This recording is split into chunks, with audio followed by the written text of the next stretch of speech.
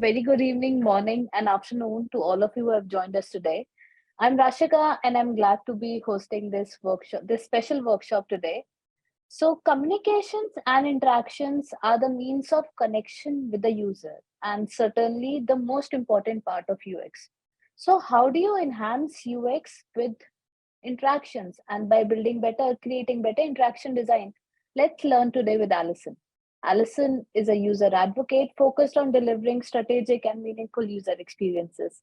She lives to make stuff, solve problems, ship fast, and impact billions of lives. That's certainly impactful, Alison, for on your end as well.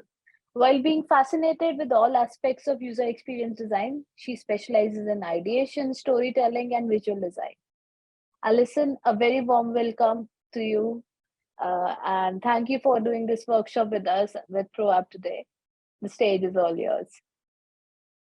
Thank you guys for joining in. My name is Alison Eyo. Everything that she just said. So I think we'll just get right into it. Again, thank you guys for being here. Happy weekend from wherever you are. I hope that our holiday is going pretty well. So today we'll basically be talking about. Please confirm you can hear me. I want to be sure everybody is hearing me. Yeah, we can hear you. Awesome. Today we'll basically be talking about interaction design and how we can improve user experience with it. Yeah, so I'll just get right into it. Um, so first, let me just briefly talk about user experience, interaction design, and why this is important, why we're even here right now. Basically, user experience refers to the overall experience that a user has while they're interacting with the product or your service.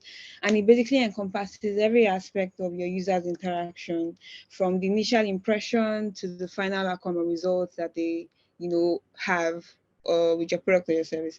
And a good UX is one that basically meets the user's needs and expectations while also providing an enjoyable and engaging experience. There's a very fine line between an interaction that works and one that is unusable. And interaction design principles basically help bridge the divide, between these two things. Well executed interaction design plays a huge role when you're implementing great UX, and it's basically one of the fundamentals of UX design principles. Unusable basically means I'm moving on, and no matter how good looking your visual design is, how fancy your animation is, if you mess up your interaction design, your UX is basically kaput. So it's very important that you get it right, and you will be on your way to a much better UX, even if the aesthetics fall short. I'm not saying except it should fall short, but it will be easier for users to get over it if your interaction design works.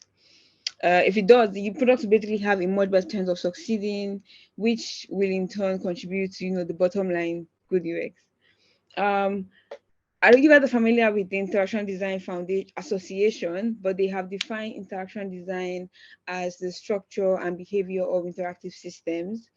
And interaction designers basically strive to create meaningful relationships between people and products and services they use, from computers. Just a second, Alison. Are you like Yeah, are you like changing the slides as well? Because no, I'm not. No, I'm not. okay, I'm still okay, looking okay. at the first. Yeah. No. Uh, can I go on? Yeah, sure. Sorry to interrupt. Okay. Okay.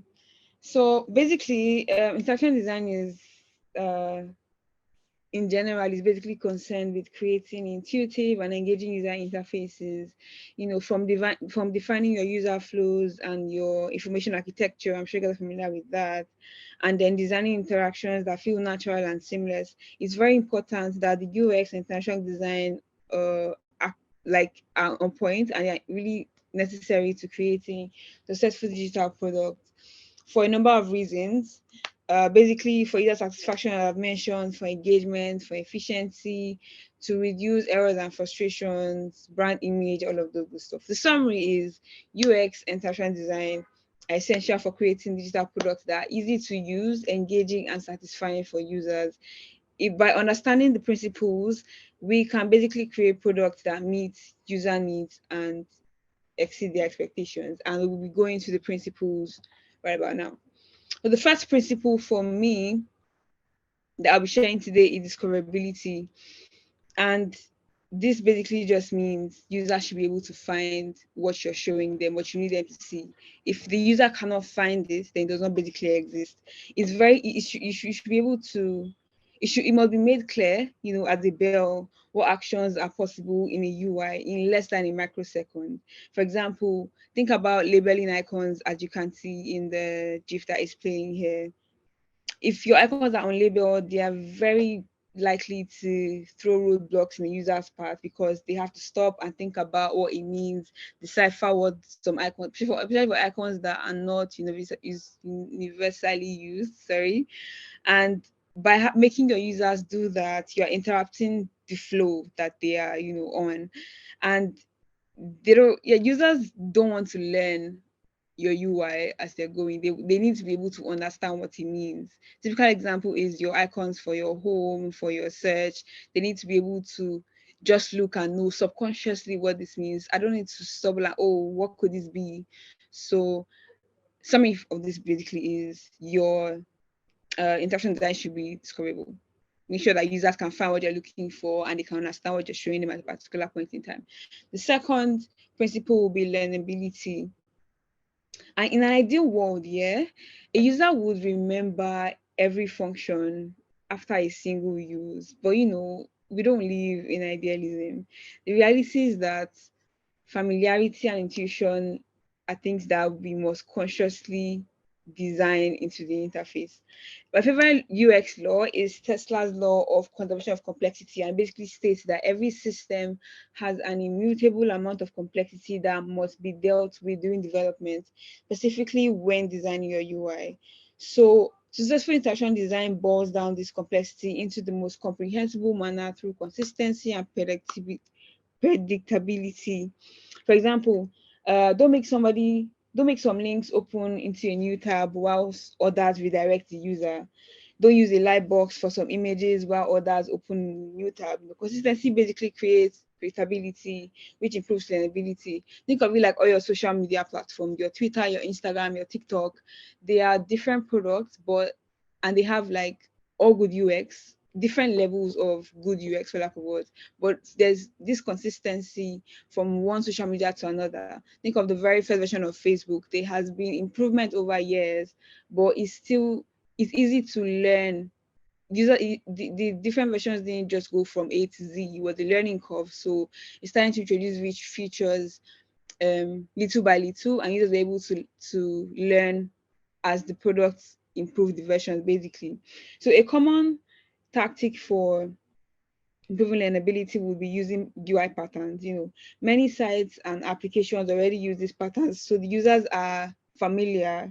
And then it's consistent. Basically, what I just explained.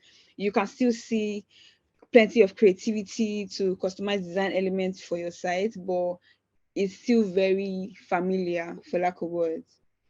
For example, breadcrumbs, like I'm showing in the UI you can see here, they are a navigational strategy that lists where on the site you are by showing you its place in hierarchy, which is the very final point at the right. And then you can easily just go back to the path that you are coming from. It's a very common web pattern for helping users get around basically. It doesn't matter what site you're on, once you see the breadcrumbs, you already understand how they work. You already know that you can go back to point A, even if you had gone like 5 steps in front. So because of this familiarity just lends itself and allows products to be learnable.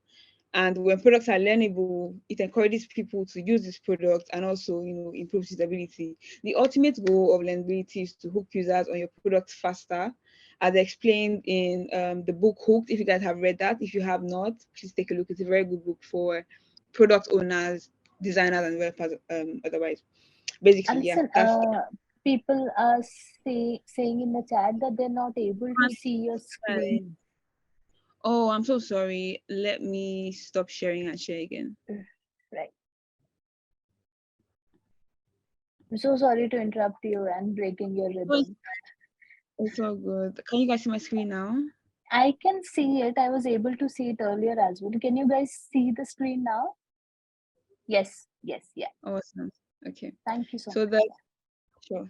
The third principle that I'll be sharing is kind of a very uh complicated, for lack of words. It looks complicated, but I promise it's very simple. So this is consistency, standards, and heuristics. Now this I love a bunch of words, mumbo jumbo, but basically this just means they're all related to patterns. Like they're basically all related to learnability, like I mentioned before. But basically, to prevent user errors and make an application easy to learn, it's essential that an interaction model be consistent. Consistency improves UX, general usability, and the efficiency with which users can use digital products. It just means, using similar elements to achieve similar tasks, like I mentioned, for learnability and discoverability. uh, and a consistent interface is just one that follows rules, such as using the same operation to do something. Products that strive to be highly usable follow well-established conventions, standards, best practices, and usability heuristics. So conforming to a convention, for example, may be in the way that a page is laid out. So web users spend 69% of their time viewing the left half of the page and 30% viewing the right half. It's basically the way that heat maps work. And this basically affects how landing pages, websites, and other web pages are arranged, which is why the navigation for a dashboard is more likely to be on the left, because that is the focal point of web users compared to other parts of the page. It could be at the right, could be at the bottom, but the left has seemed to be the go-to. Like when I open a dashboard, that's where my eyes goes to first, and I'm looking for like a navigation or like a lead or a key or whatever. So another standard would be a breadcrumb trail, like I already mentioned, and global navigation menus across the top of the page as well as that. So yeah, this is another thing that we need to consider when you're designing interactions. The fourth one is my personal favorite. This is feedback and response time. Many people get carried away with the concept of designing interactions, that they don't consider how the scenarios that users will be when they are using your platform. Yes, your animations look great. I like they're fancy, but as a user, I don't care about that stuff. So that stuff is not my priority. My priority is to get stuff done and get stuff done fast.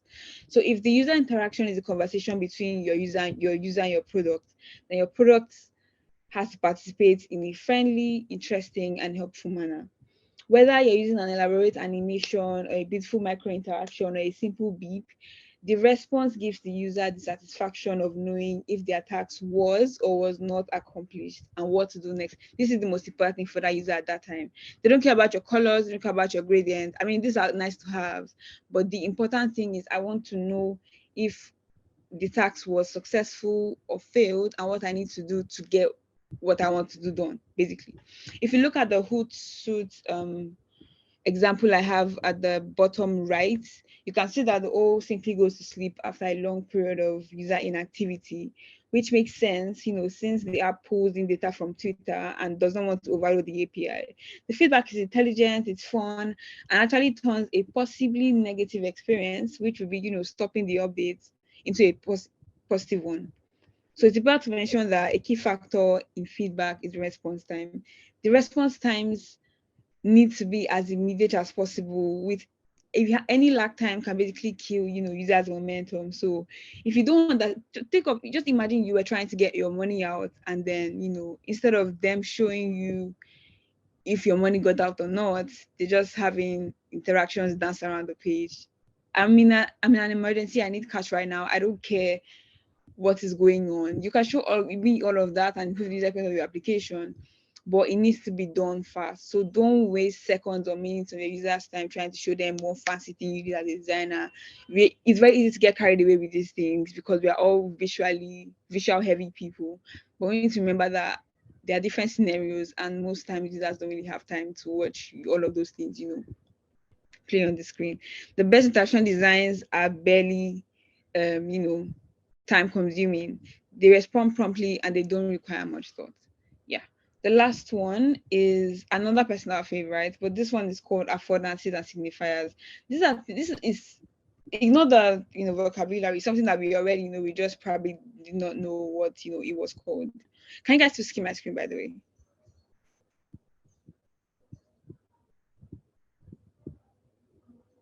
Hello, can you guys still see my screen? Awesome. Yeah. We can see your screen. Great. So affordances define what actions are possible, and then signifiers specify how people discover these possibilities. Let me say that again. Affordances define what actions are possible, and signifiers specify how people discover those possibilities. I'll explain. The concept of affordances is that a function should speak for itself and suggest its own use. For example, the road, the streets afford walking. But signifiers are what hint at the affordance. The roads are flat, and it just makes sense that you can stand on them and walk. So one of the most common signifiers is the blue underline for link text. If you guys know what link text is, it's basically a text that looks like a button, not because it has borders, but because it's underlined and it's blue. I don't know, it's called a hyperlink. If you guys know what I'm talking about, please just say yes in the comment if you know what I'm talking about.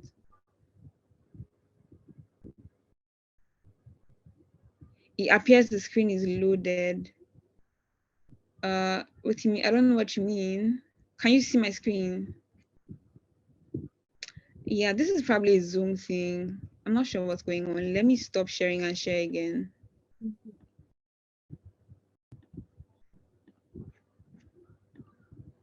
It's never happened before like this. I don't know why is it happening today. Yeah, that's fine. Can you see my screen now?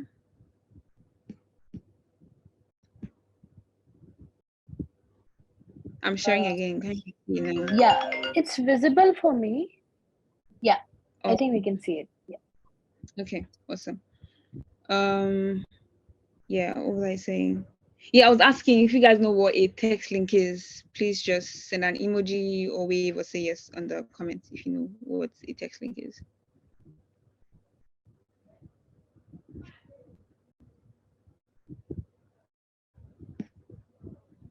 Okay, so a text link is basically I need to show you that later, but it's basically like a text that is a button, but it doesn't have a border of an actual button. So most UI represent it with an underline. So text is underlined and then sometimes colored, most times blue if you're on your Google Doc or Microsoft Word, or your text editor will probably underline it as blue, but it's underlined, and then it's a button, but it's a text. Basically, you can think of it like hyperlinking a text via your email or something. So you click that text in your email and redirect it to another point. So that is called a text link.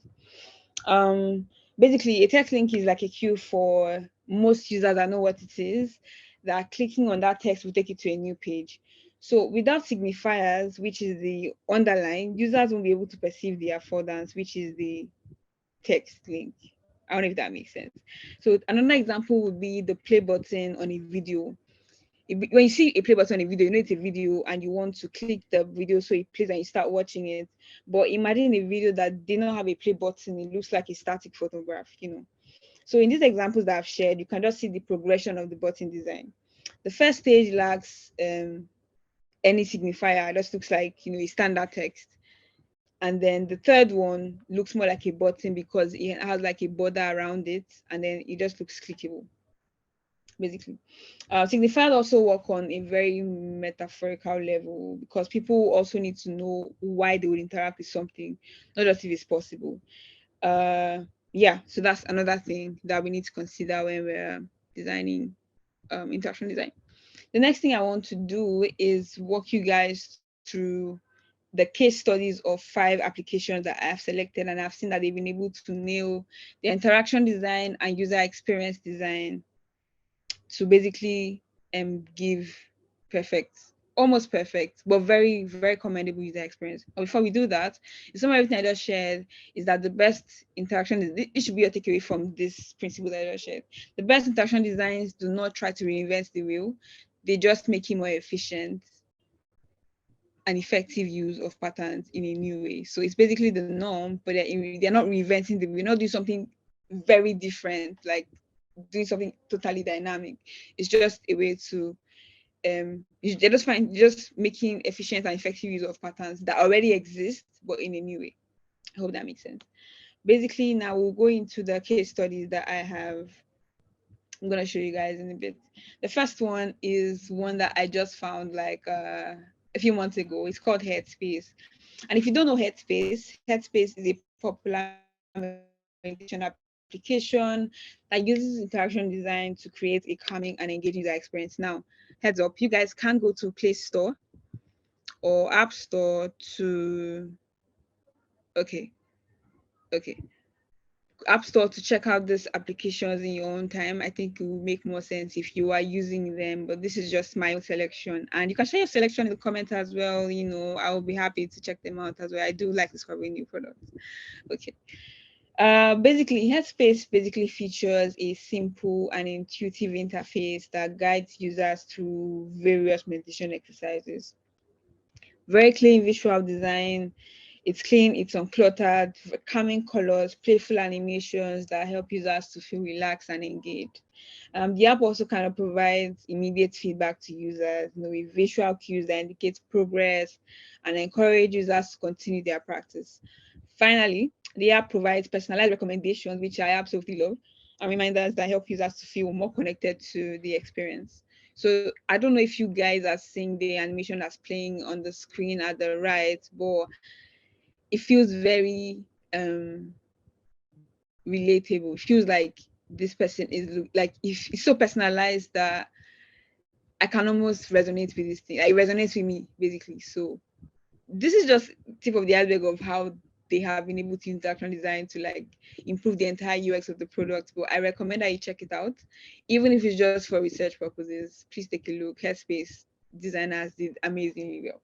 The second one is a personal favorite, Duolingo. You all know this one.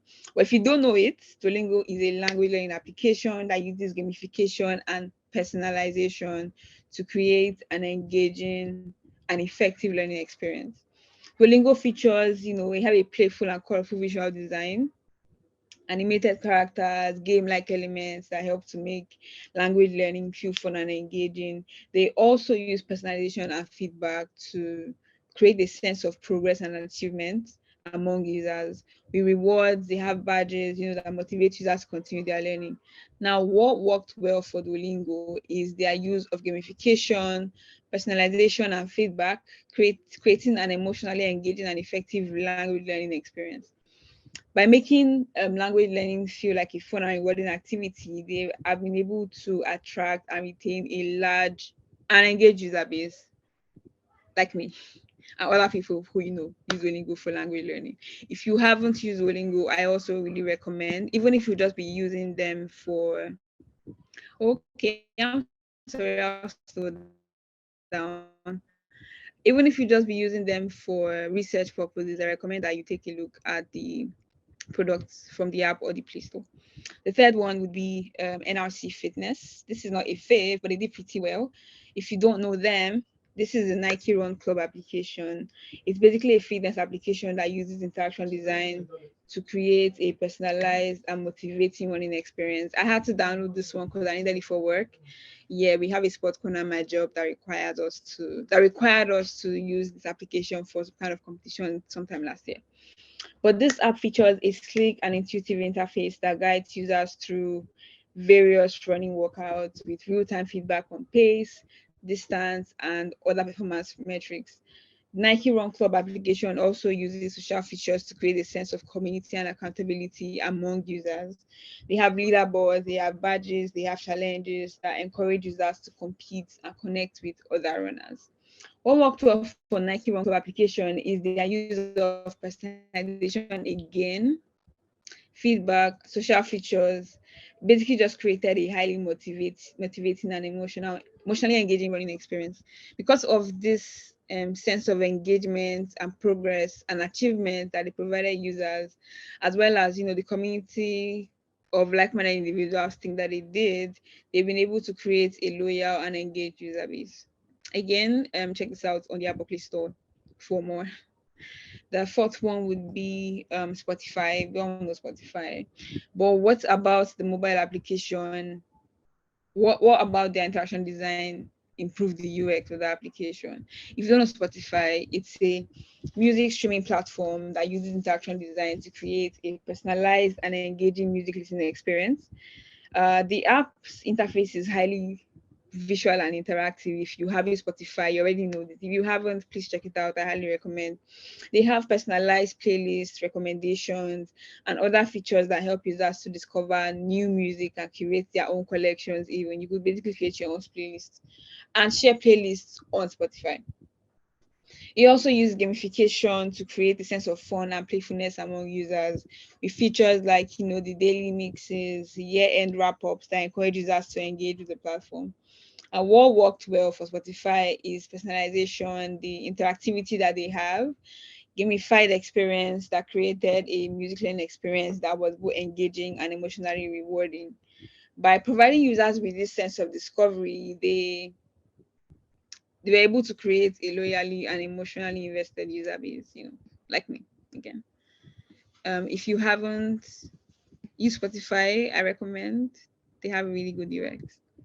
The final one would be another personal fave, Airbnb. And this one is very dear to me because I have watched their design evolve for the last, let's say, 6 years.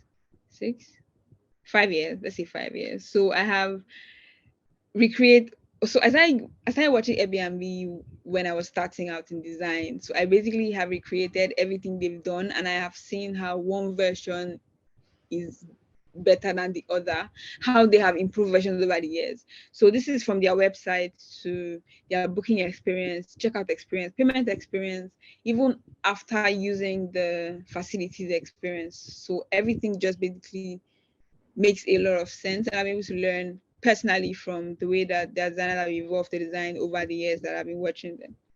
But if you don't know Airbnb, it's basically a travel booking platform that uses interaction design to create a personalized and immersive user experience. And the app's interface is designed to be visually appealing. It's easy to navigate. They have personalized recommendations, reviews, and other features that help users to discover and book unique travel experiences. They also use social features to create a sense of community among users. And I think they have messaging, they have groups, they have other features that allow users to connect and share travel experiences. You could even travel to a new city in a group by finding them on Airbnb. People that have already indicated interest of, getting an apartment in a new city. You could easily find them, connect with them when you get there, stuff like that. What worked well for them is basically using personalization, immersion, and social features. They've been able to create a booking experience that is both engaging and emotionally rewarding by providing users with a sense of discovery, connection, and community. They have been able to create a loyal and emotionally invested user base. So if you watch these examples I have shared, there are some things that are very consistent. The first thing is personalization. It's very important you find a way to personalize your user, especially if it's a B2B product. Find a way to B2C rather, B2C product. Find a way to personalize the user experience. It's going to make the user experience more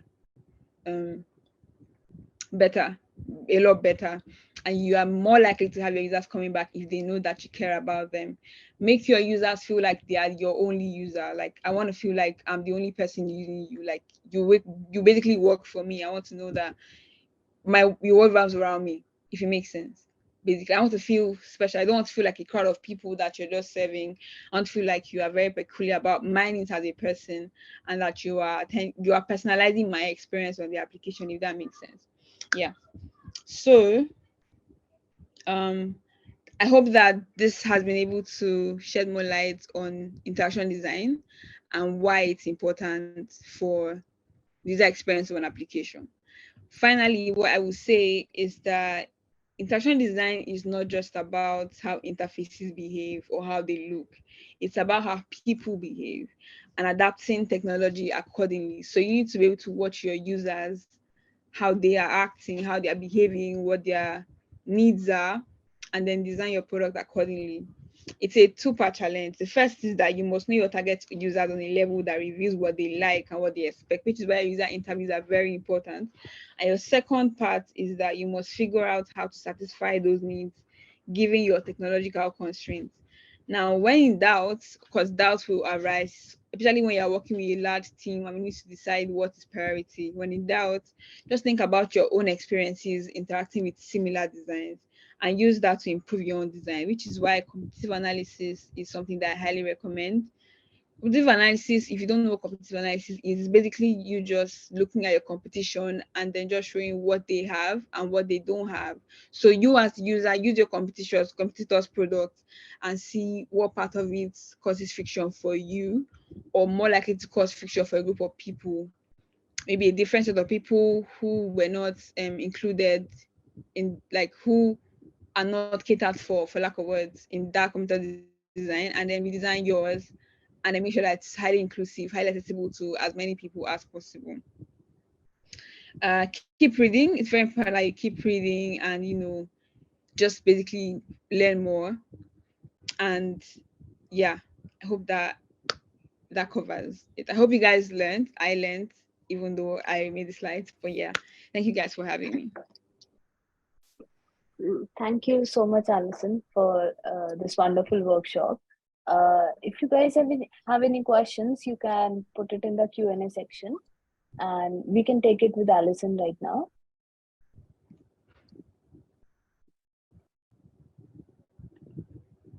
Meanwhile, Alison, there's one question we asked from all the speakers of our workshops. How did your journey in design started?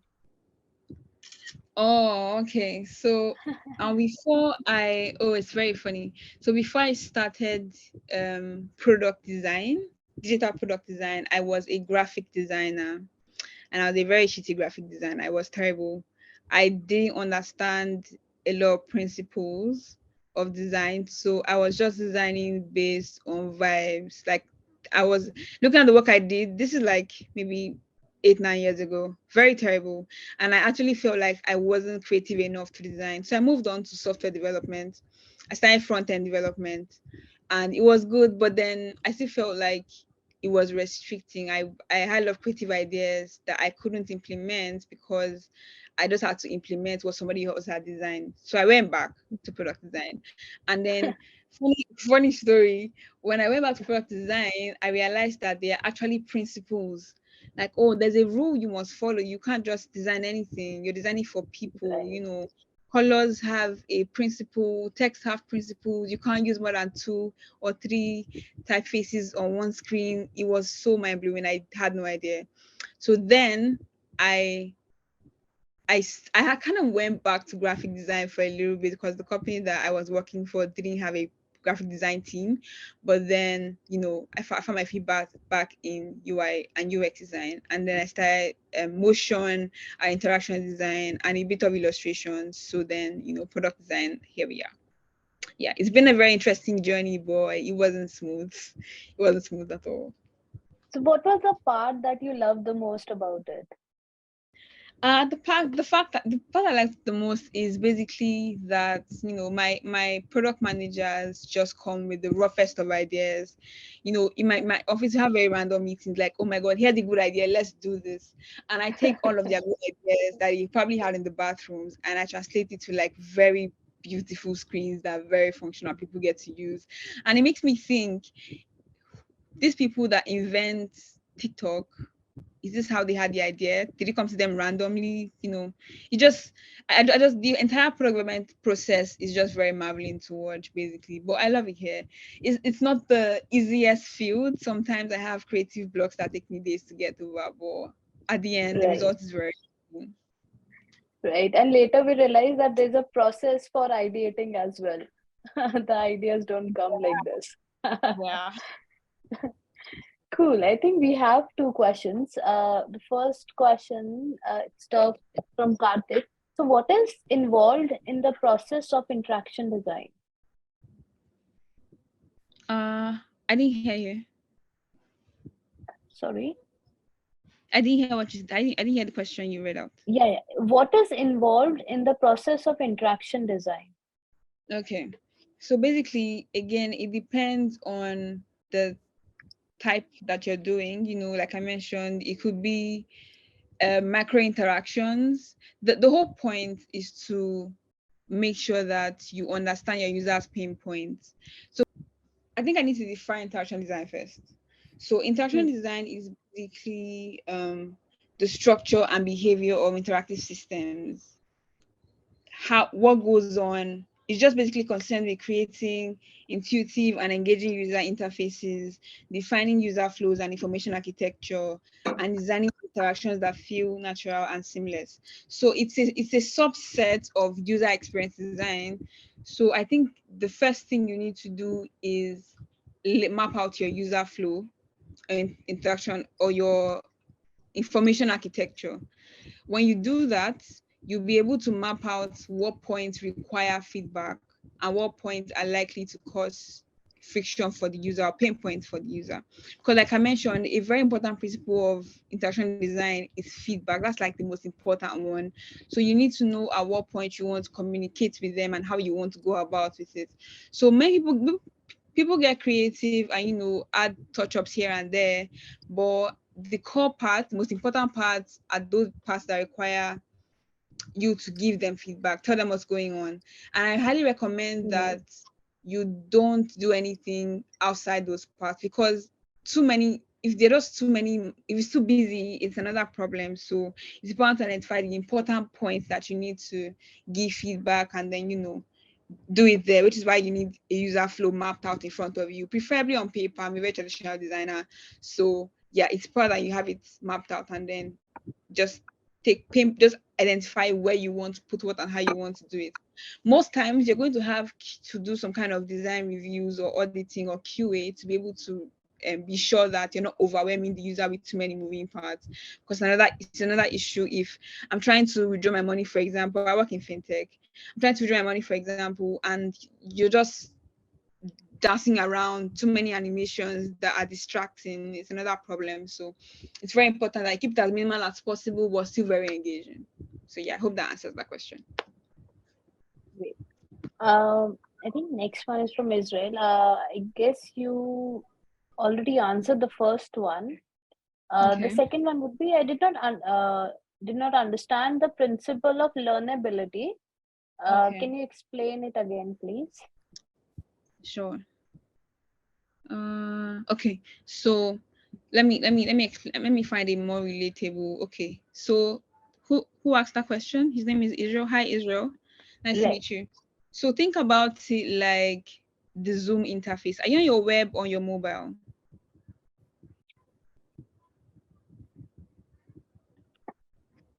Let me see. Hello. You're asking for me, No, for Israel. I want to know if he's on Israel. his web mobile. Uh, Actually, whichever, it doesn't really matter, whichever. But I'm on my web and I can see from the bottom that there are navigation. So I can see where to mute my mic. I can see where to start my video. I can see where to check how many participants, the list of participants here. I can see where the Q&A is. I can see where to share my screen. I can see where the chat is, all of those good stuff. Oh, awesome. I can also see where the button to leave this meeting is. Now, if I go to Google Meet, it's the same thing. If I go to Microsoft Teams, it's the same thing.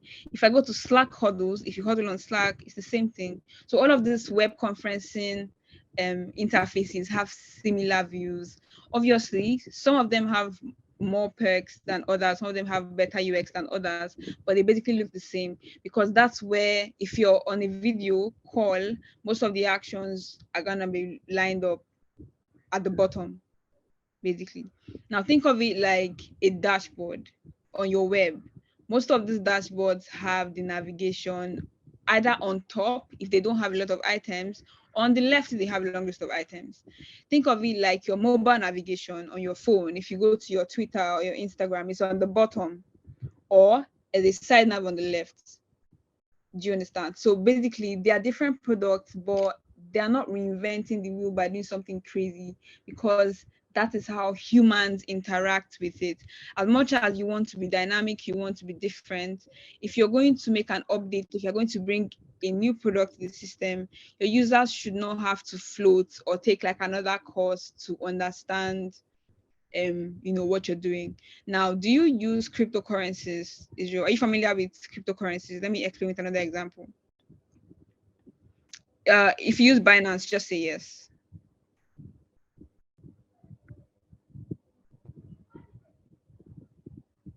Israel, are you here? Yeah, she responded that she doesn't know about it. Okay. Oh, that would have been a very good example. Well, I'll just explain anyways. It's a very good example, so I explain anyways. So when Binance launched, they had a lot of features for trading, all of this. I don't trade, I just exchange cryptocurrencies, but they had a lot of features for forex traders, all of this trading stuff. And it was very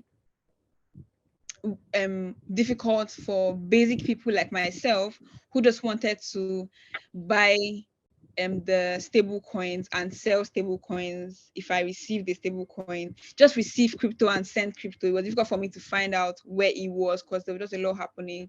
They had the launch pad, they had a lot of things going on in the application. It was crazy.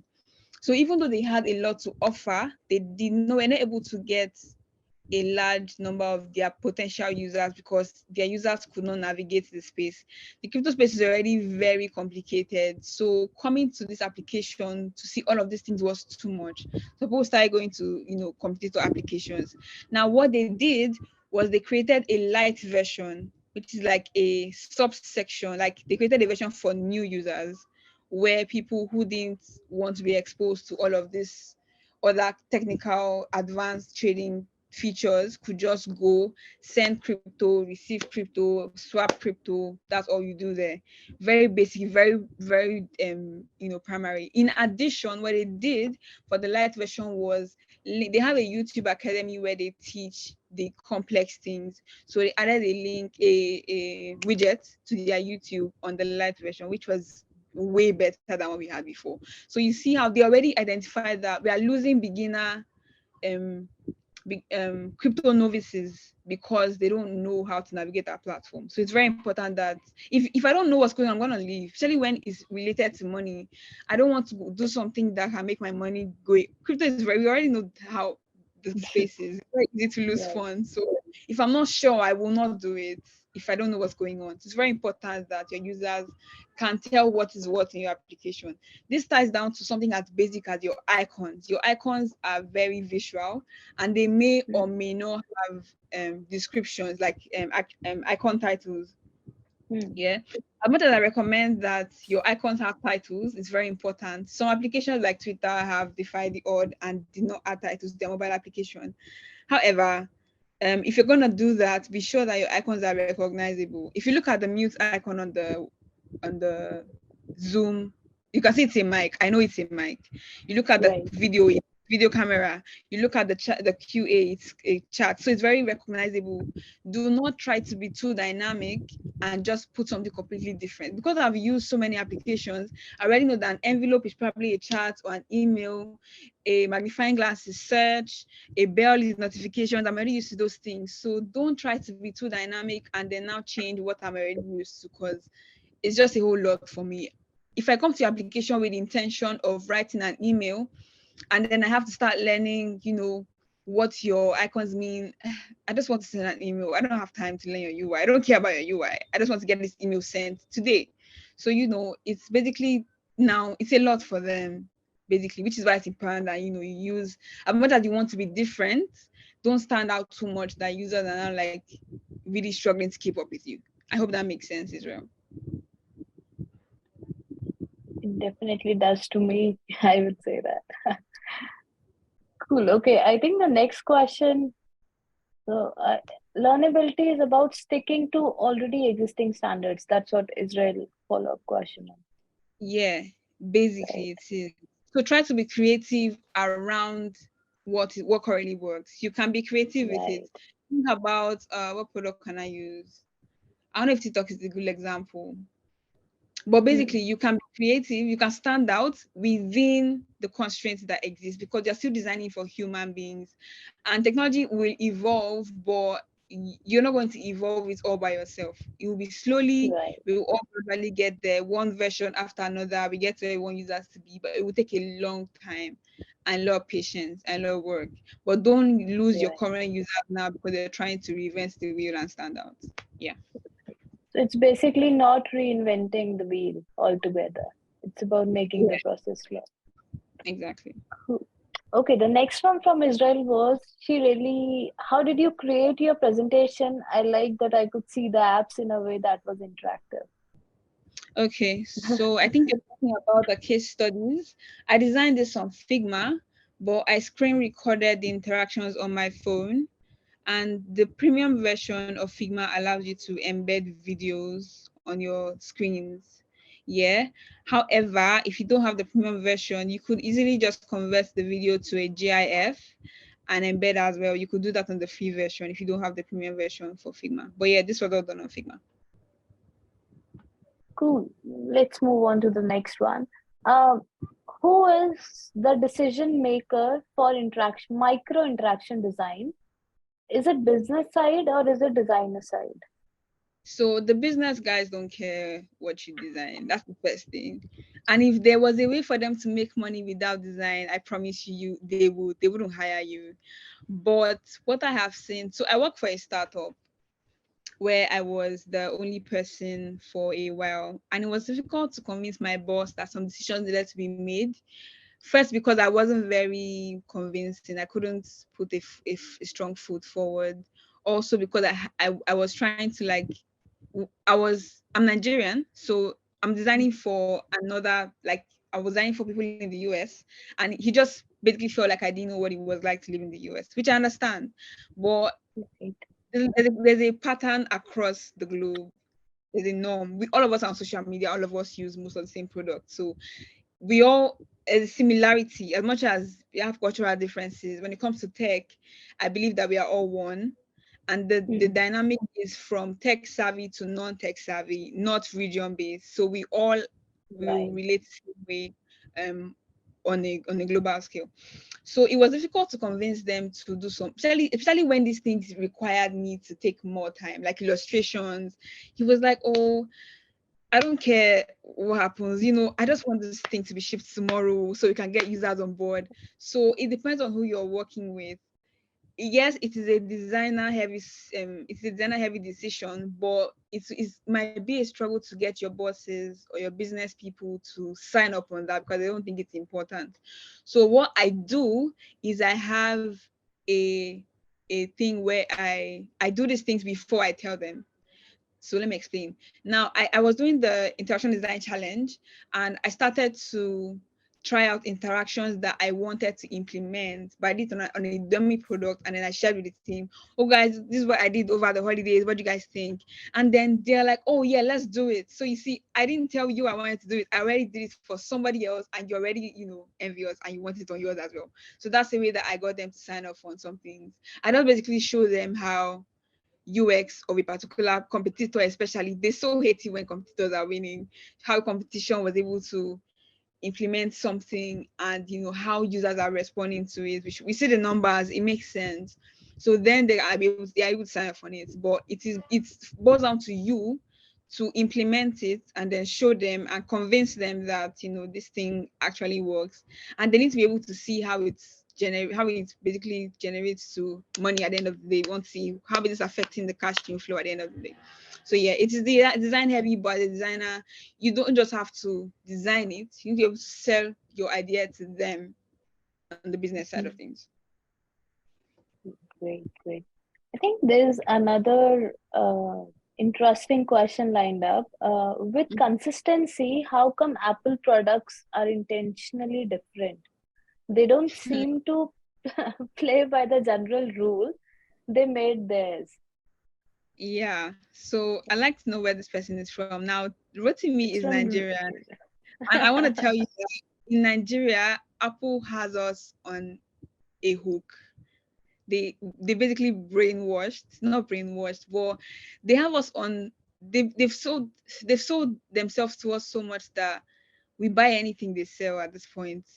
Like we've been so loyal to them that we buy. I have a MacBook, an iPhone, an iPad, an iPod, and I have AirPods. It doesn't make sense, I know, but it's just good to have all of these things in sync. So yes, they do not apply, they do not respect this, but Apple has been a brand that existed for years, and Mm, currently they've been able to convince their loyal customers to buy their product. Think of it like the iPhones don't make sense to me, because the 13 Pro and the 14 are literally the same thing. The camera is the same thing, but people are still gonna go buy the 13 even when they have 14 Pro. So I feel like Apple is the exception to this rule, because they've done so much good work in the past that we don't care what they sell anymore. If Apple comes to say they want to start selling water, I promise you will buy it. Selling shoes, you will buy it. Like, Apple is so premium a brand that if you don't have Apple, what are you doing in your life? It's not even just the product they sell, it's the way that our generation has taken on the influence. It's just like, it's like, I don't know if Fendi and Dior are like similar things in the fashion industry. Like, they're just designers. We don't care what they sell, they are luxury, so we'll buy it anyways. So I feel like Apple is an exception. I have nothing to say concerning that question. I think they're just launching new colors. That's it.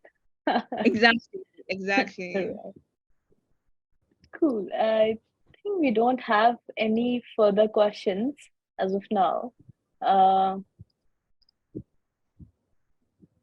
so uh, we'll wait for 2 minutes, or should we call it a wrap, guys? We have more 10 to 15 minutes. If you have any questions, shoot it at everything. The presentation was self-explanatory, I would rather say. And thank you for such an insightful session, Alison. Thank you guys. And thank you for taking time out on a Saturday. Sure. Yeah, have a great weekend. All right, thank you. Bye. Bye bye.